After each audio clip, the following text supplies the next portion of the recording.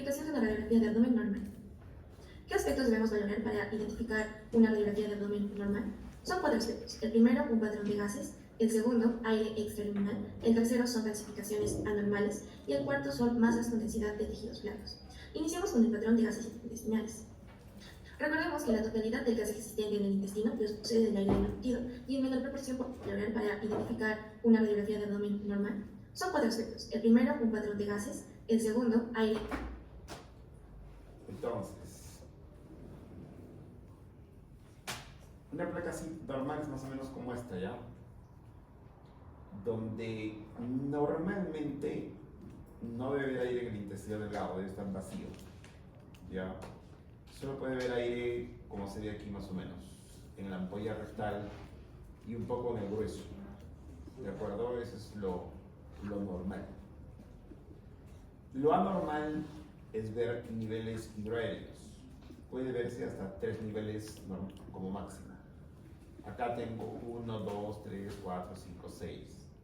¿Qué significa si hay muchos niveles en el intestino? What is your name? ¿Qué puede tener el paciente si tiene muchos niveles hidroaéreos? Bastante niveles hidroaéreos puede ser que haya con un enema y puede también que esté con tratamiento anticolinérgico o antiperistáltico. Eso puede ser, pero todo eso no es importante. Cuando veo esta placa, yo tengo un diagnóstico importante, ¿no? O sea, yo veo esta placa y cuando me toman la placa, la idea es: ¿no voy a mandar al paciente a su casa? ¿Voy a mandar a tratamiento clínico o voy a mandar al quirófano? Tengo 3 posibilidades, ¿no? Entonces, cuando yo veo esta placa, veo que hay muchos niveles, veo que no hay aire en el colon, no hay en la ampolla rectal. Entonces, ¿qué pienso? Que está obstruido. El paciente que está obstruido.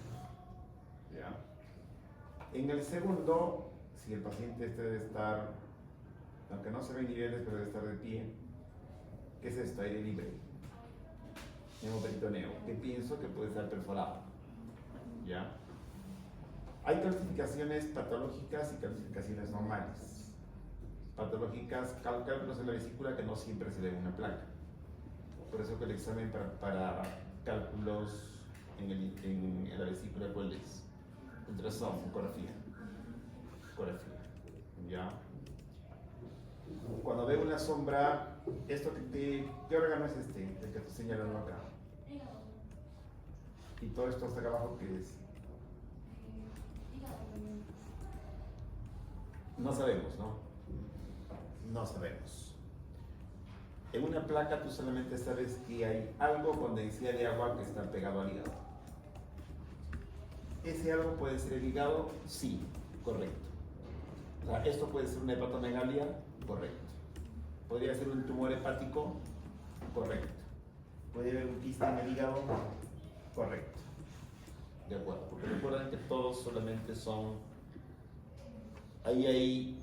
Aquí solamente es densidad de agua todo esto. Podría haber un hematoma rodeando el hígado y el hígado no se desgrana. ¿Ya?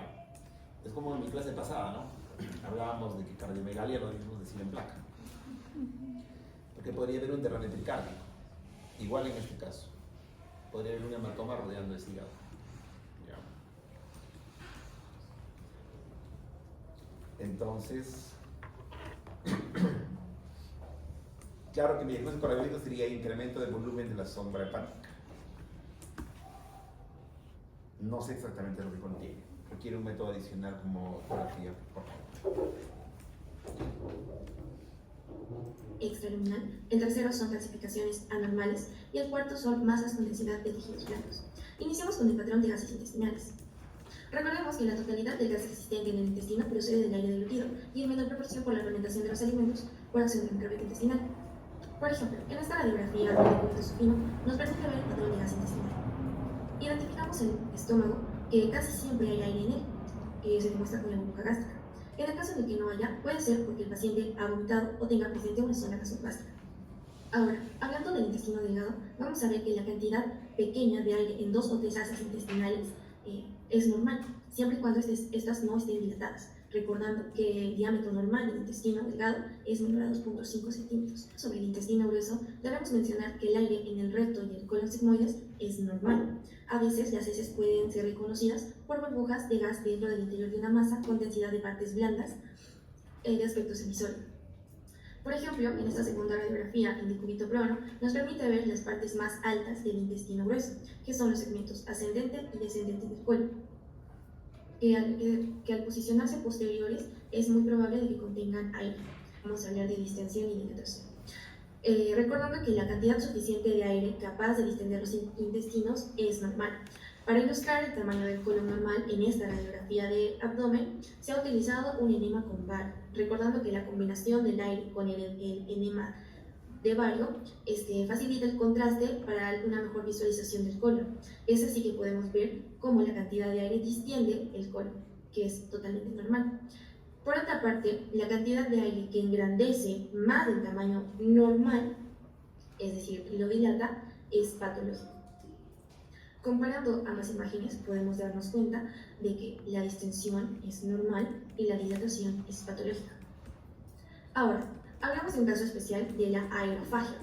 La aerofagia básicamente va a ser numerosas heces intestinales de configuración poligonal que contienen aire sin estar dilatadas. Esto es importante, entonces no es patológico. Esto ocurre en personas que degluten demasiado aire, más de lo normal. Ahora hablemos de lo que son los niveles de líquido normales. Vamos a ver que en el estómago sí existe un nivel hidroaéreo, recordemos la burbuja gástrica y el contenido gástrico como tal. Ahora, en el intestino delgado vamos a ver que en posición erecta o en decúbito lateral podemos encontrar de 2 a 3 niveles hidroaéreos. Y en el intestino grueso son escasos o inexistentes los niveles hidroaéreos. Vamos a hablar sobre la diferenciación entre intestino grueso y intestino delgado. Sobre el intestino grueso se ubica en la periferia del perímetro de la cavidad abdominal, excepto el hipocondrio derecho, que está ocupado por el hígado. Las marcas australes generalmente no se extienden de manera completa en el intestino grueso desde una pared hacia la otra, pero cuando lo hace, estas marcas australes están más espaciadas que las válvulas conniventes del intestino delgado. En la primera imagen podemos ver la localización del intestino grueso. Como ya hemos visto, generalmente en la periferia del abdomen, el intestino delgado tiene una localización más central, y en la imagen del intestino grueso de flechas negras contiene una cantidad normal de aire en este caso, y el hipocondrio derecho contiene el hígado, y esta presencia desplaza a todo el intestino presente en esta zona.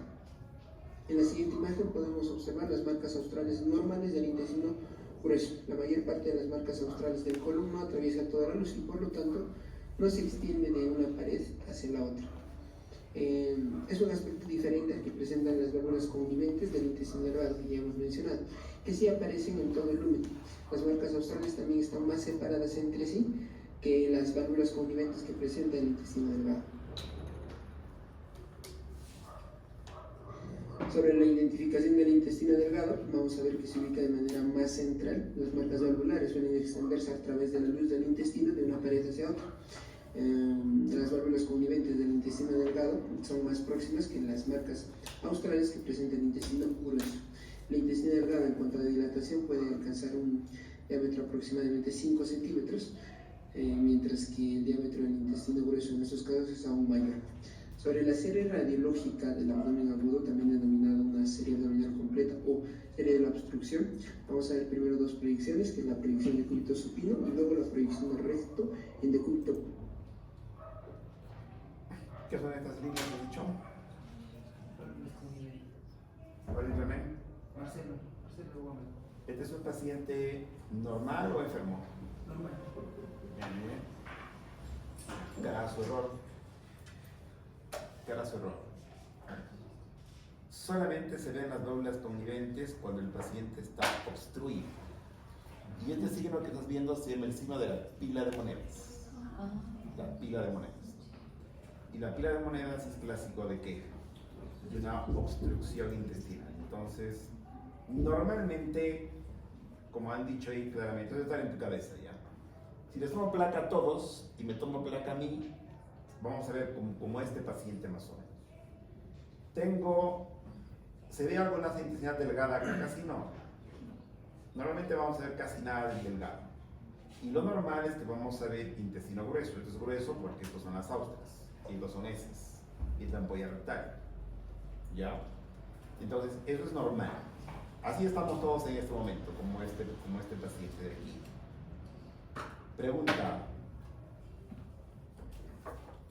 Marcelo, ¿cuál es la parte más ancha del colon? La parte más ancha. ¿Hasta cuánto puede medir la parte? ¿Cuál es la parte gruesa del colon? Primera pregunta. Hay una parte del sigma, pero otra parte gruesa también. Uno es el sigma, está correcto, y el otro, los dos. El ciego, perfecto. ¿Hasta cuánto puede medir? Diámetro máximo. 5 centímetros. Se puede. 9. 9. Hasta 9 puede medir. El resto del intestino grueso mide 6. Y el delgado, según el libro de Herring, mide 2.5. Y según, digamos, la práctica de nosotros de todos los días, puede medir hasta 3. Más de eso, ya está dilatado ya. Pero ya verlo es patológico. Lo normal es que veamos solamente el grueso, que siempre está con heces, siempre está con aire. No verlo es patológico, porque si no lo veo, ¿qué significa? Que el aire no está llegando al colon. ¿Y por qué no está llegando? Porque está tapado. Está tapado el delgado. Por consiguiente, el aire no llega al grueso. Ya. Entonces, el entendimiento de todo esto es muy sencillo. Es muy sencillo, solamente uno tiene que imaginarse, simplemente se llama tránsito intestinal, ¿no es cierto? Uno tiene que imaginarse que la boca está en la plaza de armas y el recto está en ¿dónde? En Collana. En Collana. Y normalmente hay un tránsito en sentido de la plaza de armas hacia Collana, que se llama sentido aboral, o sea, de la boca hacia el recto. ¿De acuerdo? ¿Qué pasa si hay unos huelguistas acá en la Arapa y toman la pista? ¿Los carros pueden llegar a Collana o no? Se van a amontonar. Se van a amontonar, es una fila enorme de carros que finalmente va a llegar hasta la plaza de armas y el paciente va a vomitar. Un vómito de carros. ¿De acuerdo? Y la parte distal, ¿cómo está la pista desde acá hasta Collana? ¿Cómo va a estar esa pista? Sin carros. O sea, no llegan los carros, no llega el gas, no llega el tránsito, está tapado. ¿Y el paciente qué necesita entonces? Un cirujano. O sea, policías que boten a los huelguistas. En este caso son los cirujanos.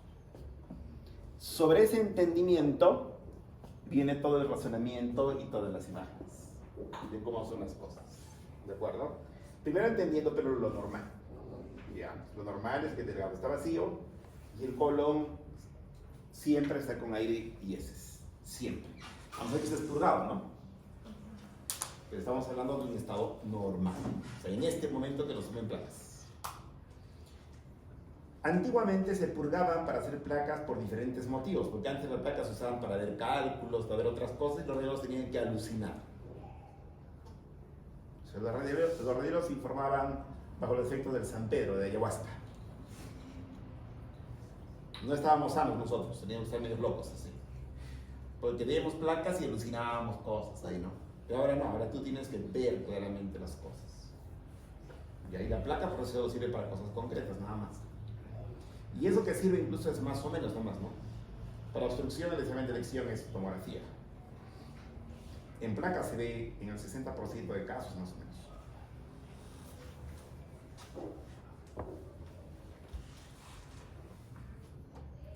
Ya, entonces estos dos están sanos. ¿Ya? Este está enfermo. Porque tiene el intestino delgado dilatado, signo de pila de monedas, igual obstrucción mecánica del intestino grueso, igual cirugía. Muy bien. Delgado son más próximas que las marcas australianas que presentan intestino grueso. El intestino delgado en cuanto a dilatación puede alcanzar un diámetro aproximadamente 5 centímetros, mientras que... Entonces 5 es cuando está ya a punto de estallar, digamos. A punto de estallar. ¿Ya? Más de 3 nosotros decimos que ya está ya dilatado. 5 ya está por romperse. ¿Qué pasa si lo dejas y no lo tratas? La obstrucción. El intestino va a acabar rompiéndose. porque se pierde la vascularización. Al dilatarse cada vez más y más, vas a perder vascularización, se necrosa y se perfora. ¿Ya? Y 5 estás al límite máximo. ¿Ya? Y a veces se perfora como menos. Cada paciente es diferente, ¿no? Diámetro del intestino grueso en estos casos es aún mayor. Sobre la serie radiológica del abdomen agudo, también denominada una serie abdominal completa o serie de la obstrucción, vamos a ver primero dos proyecciones, que es la proyección de cúbito supino y luego la proyección de recto en decúbito prón o decúbito lateral.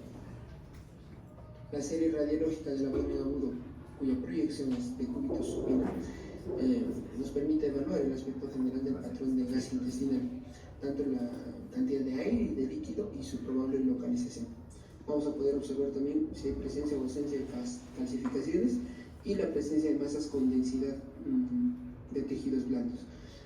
Para esto ponemos al paciente de espaldas en la mesa de rayos X sobre la camilla y el haz de los rayos X se dirige verticalmente en dirección inferior. Sobre la serie radiológica del abdomen agudo de cúbito prono, esta proyección nos sirve para identificar la presencia de gas en el recto y o en el colon sigmoides. Dado que el recto y el colon sigmoides son los puntos más altos en el intestino grueso, cuando el paciente se coloca de cúbito prono sobre la mesa de los rayos X o sobre la camilla, el aire se desplaza hacia la zona recto sigmoidea. Para la identificación del gas en el colon ascendente y el colon descendente, dado que estos dos segmentos del intestino grueso tienen también una localización posterior junto con el colon recto sigmoides, el aire se acumula en ellos cuando el paciente se coloca de cúbito prono. Para obtener esta proyección se coloca al paciente con el abdomen sobre la mesa de los rayos X o sobre la camilla y el haz de los rayos X se dirige verticalmente en dirección inferior. Sobre la proyección alternativa, a menudo los pacientes son incapaces de colocarse de cúbito prono debido a alguna enfermedad o situación clínica que padecen. Por ejemplo, un dolor abdominal muy intenso o las cirugías recientes. En estos casos puede colocarse el paciente de cúbito lateral izquierdo para obtener una proyección lateral del recto, expuesto con un haz vertical, que sirve como proyección alternativa de la radiografía en decúbito prono. Generalmente en la proyección lateral del recto se observa la presencia o la ausencia de aire en el recto y en el colon sigmoide. Y en esta imagen podemos ver una proyección lateral normal del recto. La proyección lateral del recto permite demostrar habitualmente la presencia o ausencia de aire en el recto o en el colon sigmoides, que está señalado por la flecha negra. Bueno, terminando la exposición, ahora vamos a ver la expresión radiológica del abdomen agudo. En esta vamos a ver una proyección del actual de la organización. Para que esta proyección sea adecuada, necesitamos visualizar el aire de la cavidad peritoneal. Entonces, también podemos llegar a visualizar los niveles endoaéreos que existen en el intestinal. ¿Cómo lo tenemos? Pues el paciente tiene que permanecer parado, de pie, o también puede estar sentado pero erguido. Y esta exposición se realiza con el ángulo de los X dirigido horizontalmente. Eso quiere decir que está paralelo al plano del suelo. También podemos obtener una proyección alternativa para algunos pacientes que no pueden mantenerse en pedestación o pueden estar sentados en el erguido. Podemos ponerlos una proyección de cúbito lateral izquierdo. En este caso colocamos al paciente sobre el lado izquierdo del cuerpo de la mesa de los rayos X. Y de esta manera, es decir, el aire libre, que puede existir, se desplaza hacia la parte más alta del canal abdominal. El aire puede visualizarse fácilmente sobre el ramo externo del hígado. Como podemos ver en las imágenes, la colocación del paciente para esa proyección es que significa estación. El paciente permanece o parado o puede estar sentado erguidamente, como ya mencioné. What is your name? What is your name? ¿Para qué paró el paciente para hacerle placa? La serie radiológica del abdomen agudo incluye 3 placas actualmente, ¿ya? 3, nada más que 3. Una es de cúbito supino. ¿De cúbito supino qué es? Viendo al techo, de espalda. 2 en bipedestación, ¿ya? Y la placa 3 es la placa de tórax de pie. La serie radiológica del abdomen agudo entonces son 3 placas. Una, la placa de tórax, ¿ya? Cuando te entra un paciente con abdomen agudo en el hospital y tú piensas que está obstruido, perforado, con cuerpo extraño, vas a pedir 3 placas. Una, la placa de tórax, la que hemos estudiado en todo el porte 1. ¿Para qué? ¿Para qué pides placa de tórax? Para descartar si hay aire libre Y para saber si hay otras cosas donde puede, digamos, doler la barriga, pero la patología está en el tórax. En el tórax. Por ejemplo, neumonía. Un paciente infartado del corazón te viene con dolor de barriga. O sea, no es que me duele la barriga y la enfermedad está ahí. Si no, sería muy fácil medicina, ¿no? Me duele la oreja y el problema es de la oreja. Sería muy elemental la carrera, y no es así la cosa. La cosa no es tan así. Entonces, van a pedir primero una placa de tórax. Segundo, una placa de decúbito supino viendo al techo. Y la tercera, vamos a parar al paciente, como estoy yo. Siempre y cuando el paciente se pueda parar.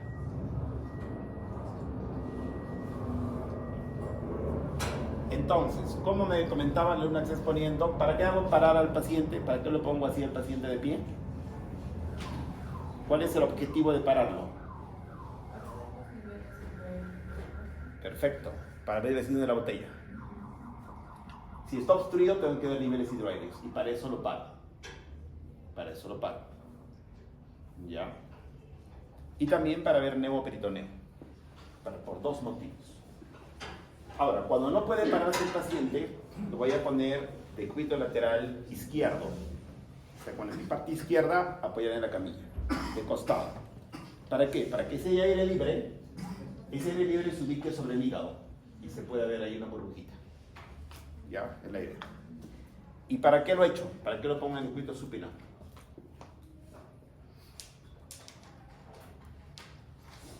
Tú misma.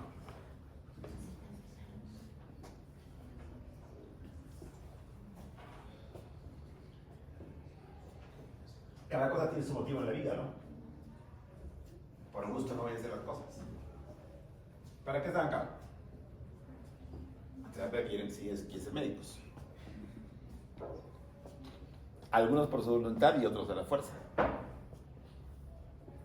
Los que están a la fuerza la van a pasar difícil su vida, ¿no? Los que están por su voluntad, felicidad para todos. Entonces, si lo he hecho al paciente, obviamente es porque quiero ver cómo se mueve el aire, sobre todo en la folla rectal. Ya lo he hecho para eso al paciente. Y para ver la distribución del gas, cómo se distribuye el gas hacia el recto, hacia el sigma, hacia el ciego. Para todo eso lo he hecho al paciente. Entonces, con las 3 tomas, tengo mi serie radiológica del abdomen agudo. ¿De acuerdo? ¿Todo clarín entonces? No, en la cámara representa el tubo de los rayos X, que está colocado a una distancia aproximadamente de 1 metro del chasis, ¿no? Representado por el rectángulo gris que está en la parte de atrás del paciente. También podemos ver la colocación del paciente en la proyección abdominal de cúbito lateral izquierdo, para algunos pacientes que no se pueden caminar de aquí. Entonces, vemos que el paciente se coloca sobre la izquierda de la mesa para la evaluación radiológica. El tubo de los rayos X se sitúa generalmente en la parte anterior y el chasis se sitúa en la espalda del paciente. El haz de los rayos X se dirige horizontalmente al paralelo del suelo, una distancia también aproximada de 1 metro del paciente. Bueno, en esta imagen podemos ver que es una proyección abdominal normal de cúbito lateral izquierdo y también se puede ver el aire libre. El paciente está echado sobre el lado izquierdo de la mesa para su evaluación radiológica, que se lleva a cabo en una exposición con el haz de los rayos X horizontalmente, esto quiere decir paralelo al suelo. De esta manera, el aire libre se distribuye hacia la parte superior de la cavidad abdominal, por encima del hígado en el lado derecho del paciente. En la figura A podemos ver que en este paciente no hay aire libre. Podemos ver que las flechas blancas no nos muestran el aire libre, pero en la figura B podemos ver que ese paciente presenta una úlcera perforada y el aire sí está libre, ¿no? Y es visible en la forma que es como en forma de una semiluna sobre el rebote externo del líquido a nivel hidroaéreo producido por el líquido libre en la cavidad. ¿Qué es esta línea negra? Acá hay una línea negra, ¿no?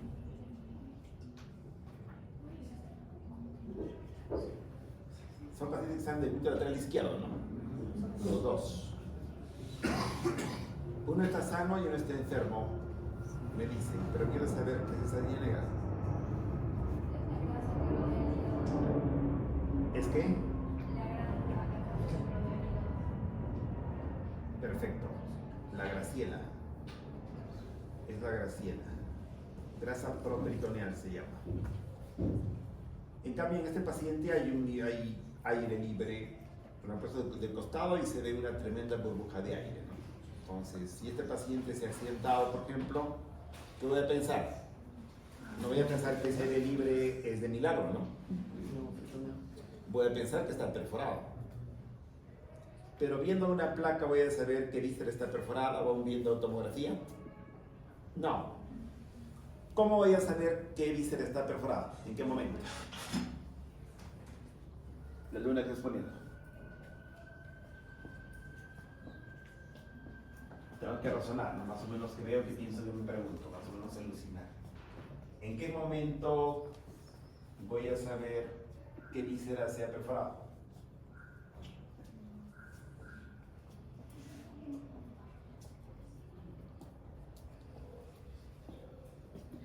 Los radiólogos no tienen la respuesta.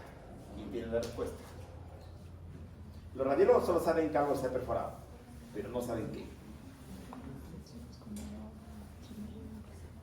Doctor Suárez, ¿qué está perforado? No sé, no es mi problema, solo sé que está perforado. Eso ahí está en tu cancha.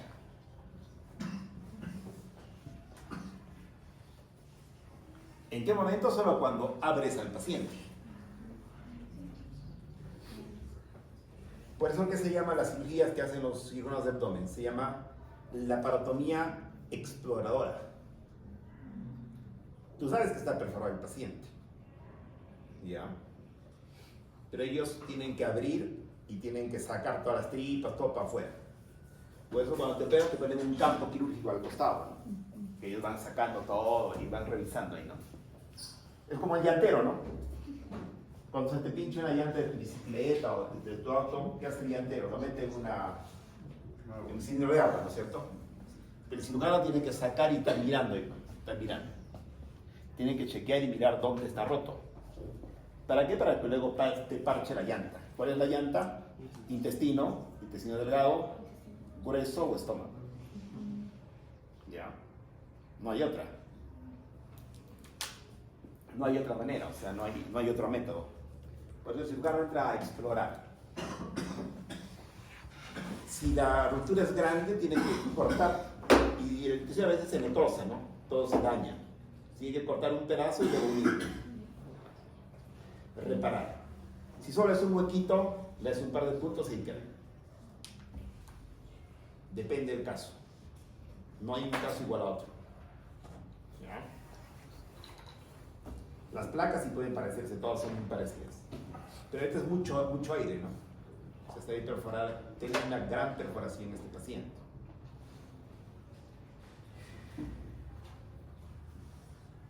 Y para eso tengo que saber, obviamente, qué partes del intestino son intraperitoneales y qué partes del intestino son retroperitoneales.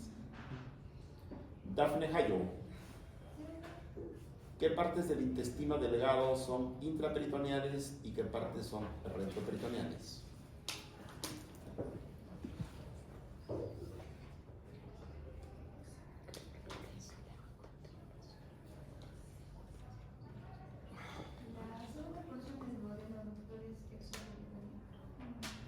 O sea, es retroperitoneal. Ya, correcto. Del grueso, ¿qué partes son retroperitoneales? No. El ciego, hay una parte, cuando te operan el apéndice, se llama apéndice secal. ¿Te operan el peritoneo o el retroperitoné? El peritoneo. O sea, el ciego es un órgano que está en el peritoneo. El sigmoides también. Colon ascendente y descendente. El colon ascendente y descendente son retroperitoneales. O sea que si estuvieran perforados, yo no tuviese esta burbuja de aire acá. Ya. Luego veremos imágenes de cómo se ve eso. Okay. O sea, no toda víscera hueca me va a dar esa imagen. Por eso tengo que conocer algunos conceptos previos de medicina, básicos. Ok.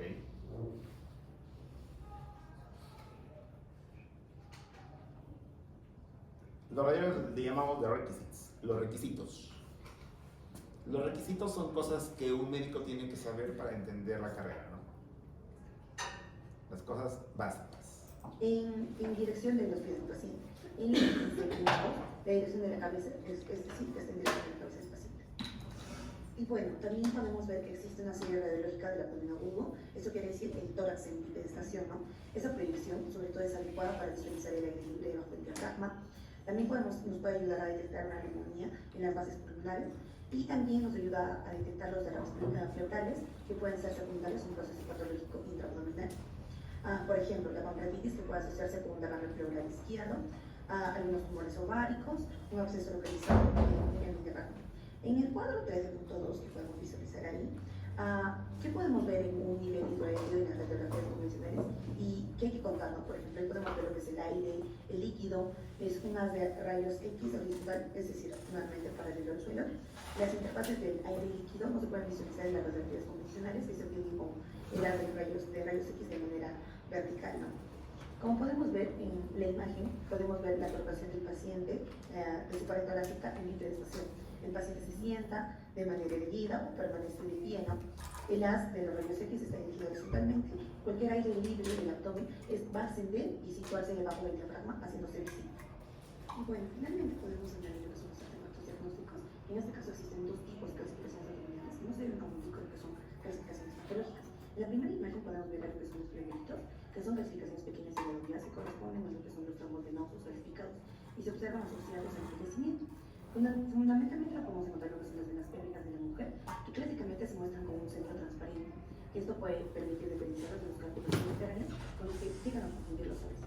También en la segunda imagen podemos ver lo que son la clasificación de los cartílagos costales. También tiene lugar en el caso del envejecimiento, pero a pesar de que esto no es una clasificación abdominal verdadera, en ocasiones puede confundirse con lo que son los cálculos renales o biliares cuando se superpone al riñón o a la zona de la vesícula biliar. El cartílago casi. Estos son, digamos, pitfalls, trampas, que antiguamente, como no había otros métodos de estudio, ¿ya? Entonces pedían placas para ver cálculos en la vesícula, cálculos en los riñones, mucho.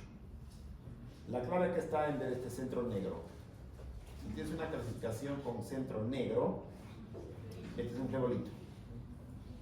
Si tienes una calificación más compacta como esta, por ejemplo, podrías pensar más en cálculo. Pero la placa para el día de hoy no es un órgano, no es un estudio con mucha sensibilidad ni mucha especificidad. ¿Ya? O sea, yo lo único que entendería con eso diría, bueno, requiero algún estudio de biobinaria de repente para ver las clasificaciones en las costillas, ¿no? De los cartílagos costales. Siempre me podrían confundir con alguna clasificación en otro lado y requiero otro método para estar seguro de qué es eso. Aunque obviamente yo como radiólogo viejo estoy seguro de lo que es eso y no tengo problema. Clasificado tiene a presentar un aspecto morfo y moteado, ¿no? Y esa clasificación aparece en el arco que corresponde al cartílago costal adentro en su trayecto con la articulación con el esternón en sí. Para reconocer órganos con densidad de tejido blando se debe de visualizar sus bordes. En caso de visceromegalia, ver el desplazamiento de las redes intestinales. En la imagen A tenemos un hígado, en el cual está señalado con flechas rojas la proyección en lóbulo de Liddell, que es más frecuente en las mujeres, tiene forma de lengua y se encuentra en el lóbulo hepático derecho, simulando una masa. La imagen B es de una hepatomegalia. La flecha blanca indica el desplazamiento de las redes intestinales del hipocondrio derecho a la cresta ilíaca y el otro lado de la línea media con las flechas negras. En la imagen A, señalada con flecha roja, tenemos un vaso normal que en el adulto mide 12 centímetros y su límite inferior no sobrepasa la 12ª costilla posterior. La imagen B es una esplenomegalia. En las flechas blancas se señalan los bordes del vaso y la flecha negra indica una proyección debajo del límite inferior normal. Si esto no fuera una esplenomegalia, ¿qué pudiese ser? ¿Cuál es Germain? Daphne Hayo, eso yo te digo, te aseguro que no es una esplenomegalia. Podría ser un quiste. ¿De qué? ¿De dónde?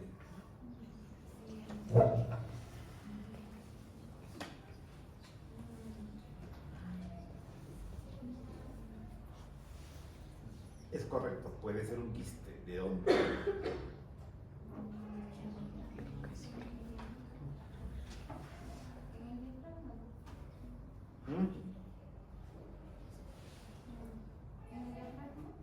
No creo, el diafragma está acá. Nunca he visto un quiste en el diafragma.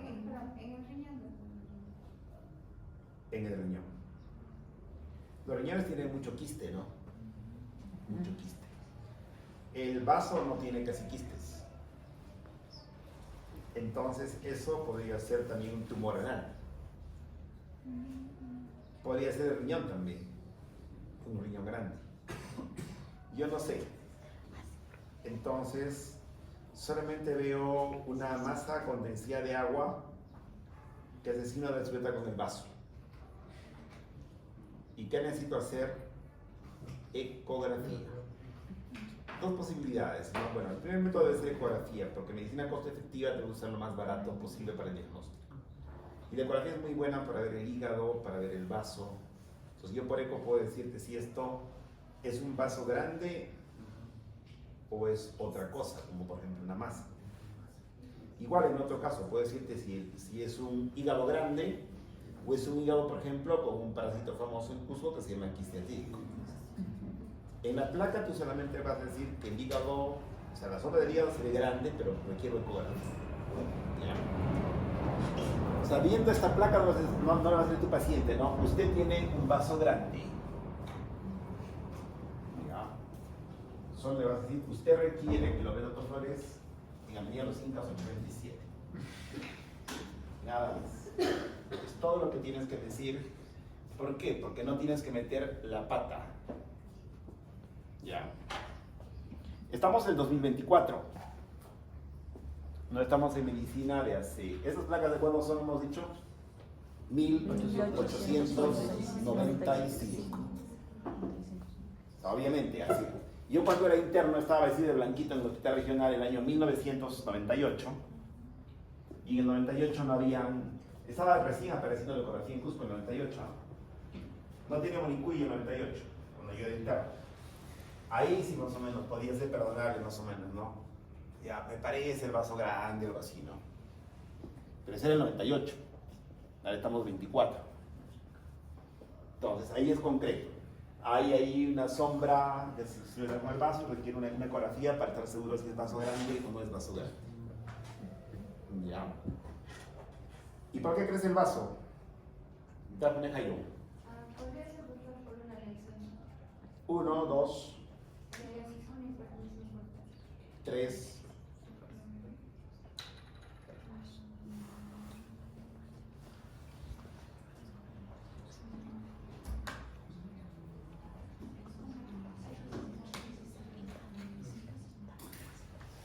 Cuando te pregunten algo, ya, cuando les pregunten algo, ustedes solo tienen que saber, recuerden que solamente hay 7 enfermedades nomás, ya, no se compliquen la vida. O sea, los médicos solo vemos 7 enfermedades, no existen más que 7 enfermedades.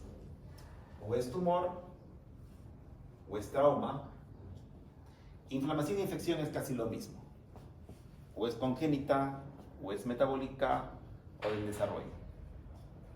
Y luego pienso en cada una y veo sus representantes, ¿no? Entonces, ¿podría ser un hematoma en caso de trauma? Correcto. Puede haber un hematoma. ¿Me va? Luego, tumor. ¿Podría ser un tumor renal? Sí. ¿Podría ser un tumor de vaso? Sí. Sí, voy barajando. Y en tumores ¿podría ser leucemia, como dices? Correcto. ¿Podría ser linfoma? Correcto. Listo. ¿Qué más tengo? Infecciones. Infecciones pues tengo para un montón, ¿no? Una infección clásica que produce vaso grande, que es el famoso dengue. 2. El famoso chuchu. ¿El chuchu qué cosa es? Los cusqueños les dicen chuchu en los valles. La malaria. Hay un baile incluso, la danza del chuchu.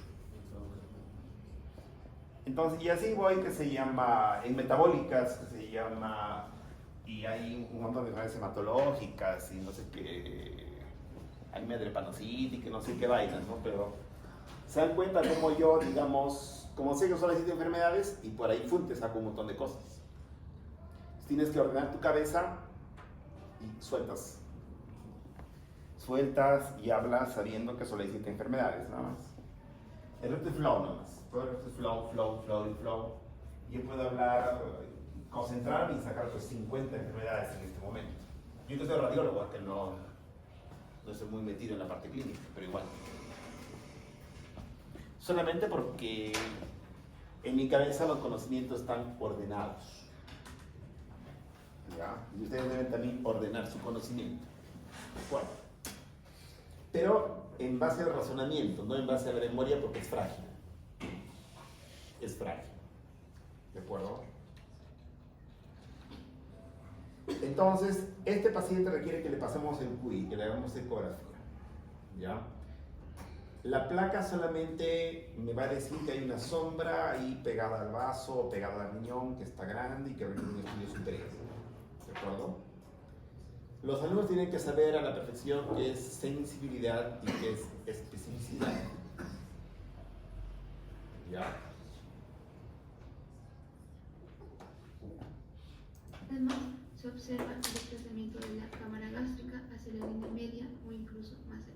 En la imagen A observamos riñones normales, los cuales en el adulto tienen una altura de 4 cuerpos vertebrales o 10 a 14 centímetros. El riñón derecho se encuentra más inferior que el izquierdo debido a un desplazamiento ejercido por el hígado. Esta imagen es de una urografía intravenosa en la cual, señalado con flechas azules, se encuentran los bordes de los riñones, con flecha roja los uréteres y con la letra V la vejiga. Nefromegalia. En la imagen A, señalado con flechas azules, está el borde del riñón y la flecha roja indica el nefromegalia. Roja. Entonces, Daphne, ¿se ven los riñones en una placa simple, sin contraste, o no se ven? No se ve, doctor, a menos que esté muy agrandado. Antes se veían cuando purgabas al paciente, pero ahora como se hace solamente para obstrucción y perforación, no se ve nada de los riñones por placa. Si la única manera de ver la sombra de los riñones y el sistema colector en una placa simple es ponerle contraste en la vena del paciente. Eso se llama urografía excretoria. ¿Ya? No hay otra manera de poder ver la vía urinaria sin contraste. No se puede ver. Ya, solos con contraste. ¿Se pueden ver los uréteres por ecografía? No. La pelvis renal por ecografía sí. Por tomografía también, cuando está dilatada. Y cuando le ponemos contraste se llama urotomografía. Y eso se llama urografía excretoria. ¿Ya? Los uréteres y con la letra V la vejiga. Nefromegalia. En la imagen A, señalado con flechas azules, está el borde del riñón y la flecha roja indica el desplazamiento del intestino hacia la derecha. La imagen B es una tomografía del mismo paciente en el que vemos señalado con flechas blancas un quiste de gran tamaño que se encuentra en el riñón izquierdo, señalado con una flecha negra, el cual se observa desplazado junto al intestino antecedente. Bien, la placa que me indica solamente que hay una masa, ¿no? Masa con densidad de agua que desplaza los intestinos. Era parecido al anterior, ¿no? O sea, esto podría ser una esplenomegalia también. Pero cuando le han hecho la tomografía o la ecografía que han visto, un quiste enorme que depende de la corticada del riñón, que desplaza los órganos. ¿No es cierto? O sea, en placa solo vemos sombras, nada más. Ahora continuaremos con la vejiga. La vejiga se va a encontrar rodeada de una gran cantidad de grasa extravesical. Esta va a tener forma ovalada. Cuando está distendida va a tener el tamaño más o menos de un melón, pero cuando está contraída va a tener el tamaño de un limón. En la figura 1 podemos ver señalado de las piezas blancas esa grasa, ¿no?, perivesical. Y con piezas negras podemos ver el colon sigmoide. Esto más que todo se ve en varones porque se va a encontrar justo por encima de la vejiga. Ahora, en la siguiente figura podemos ver también la vejiga distendida. Y vamos a encontrar el desplazamiento del intestino hacia la parte media del abdomen, que también está señalado. ¿Cuál es your name? Nicole Pastor.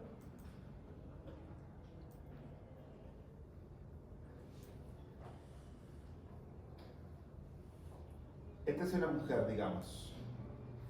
¿Ya? ¿Ves esta imagen? ¿Qué densidad tiene?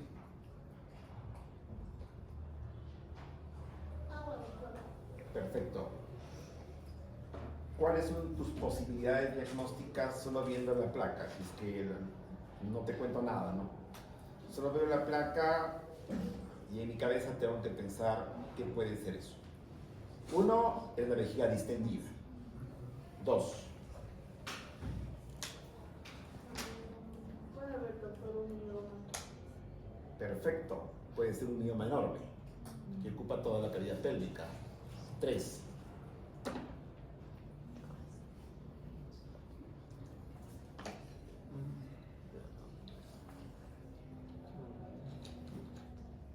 Todas las mujeres hablando de eso, ¿no?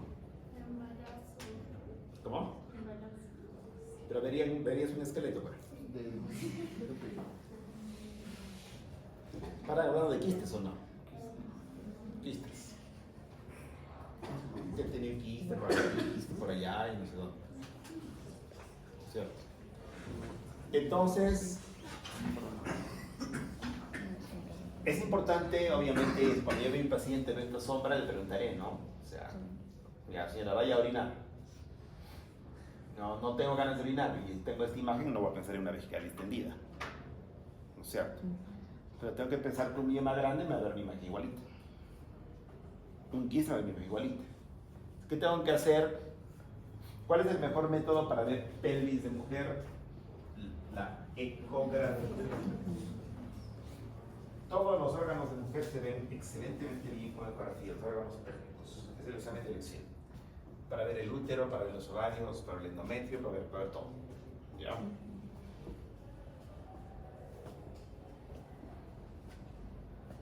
Cuando la vejiga se distiende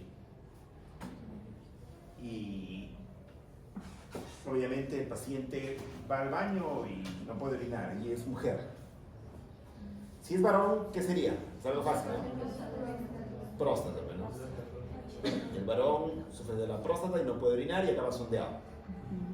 Te pone sonda. Y la verdad es cuando te toca justamente cuando has viajado de paseo al extranjero. O sea, los gringos vienen acá, sean gringos, sean negros, blancos. Y justo les toca complicarse en Cusco.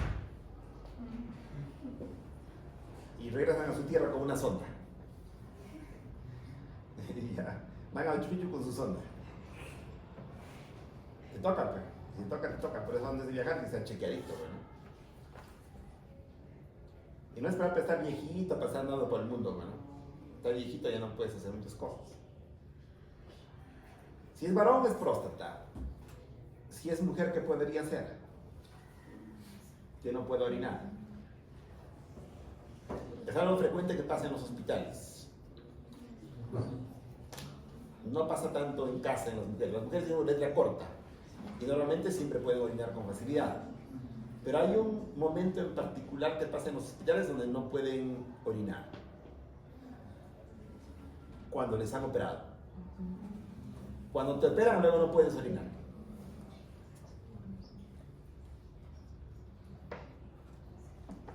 Casi no hay ninguna patología que obstruya la uretra en una mujer, a no ser que sea un tumor, que es demasiado raro.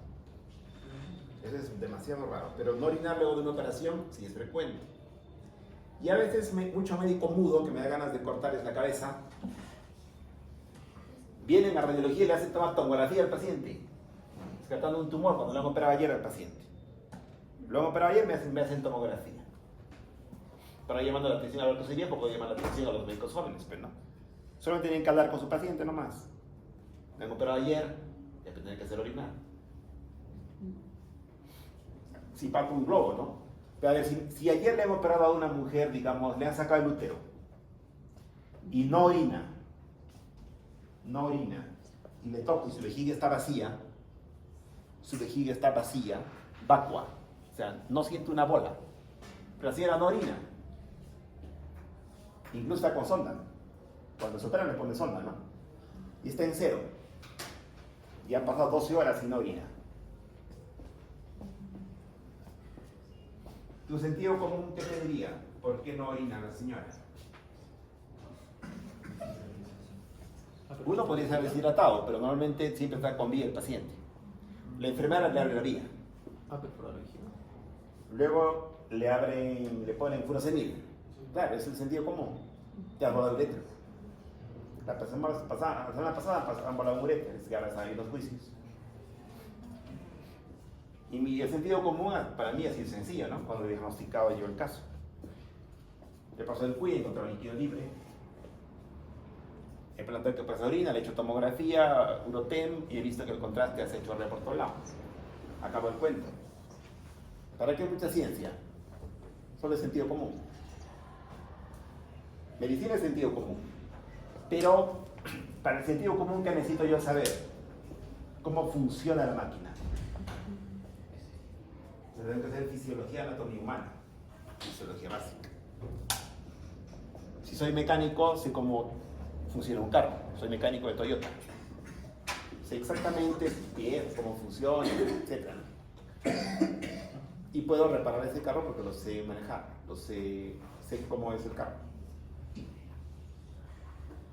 Si un médico no sabe cómo funciona el cuerpo, ¿cómo pretende hacer medicina? Sería absurdo. De cualquier especialidad, ¿no? De cualquier especialidad.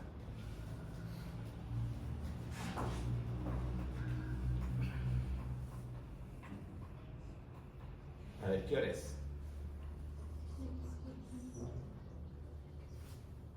Tengo 1 hora, sí, suficiente para decir lo que tengo que decir. Vamos a desplazamiento del intestino hacia la parte media del abdomen, que también está. Bueno, el útero se localiza por encima de la cúpula vesical. El útero normal tiene unas dimensiones aproximadamente de 8 por 4 por 6 centímetros de longitud y la